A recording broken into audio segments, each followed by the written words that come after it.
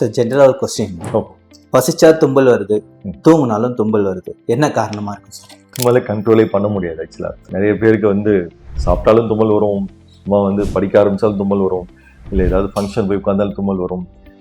இதுக்கு மேலே ஆக்சுவலாக வந்து ரீசெண்டாக ஒரு கப்பல் வந்திருந்தாங்க, சார் தாலி கட்டும் போது எனக்கு கண்டினியூஸாக தும்மல், என்ன பண்ணுறதுனே தெரியல, அந்த மாதிரி ஒரு பெரிய ஒரு டாபிக், தும்மிக்கிட்டே தாலி கட்டினேன் அப்படின்னு.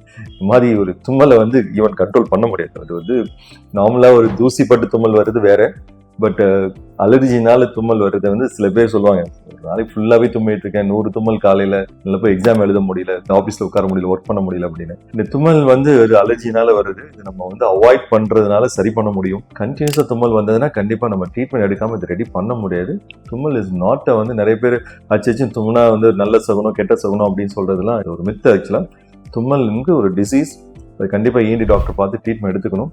ஓவர் தும்மல் கண்டிப்பாக அடுக்கு தும்மல்ங்கிறது டேஞ்சரஸ்.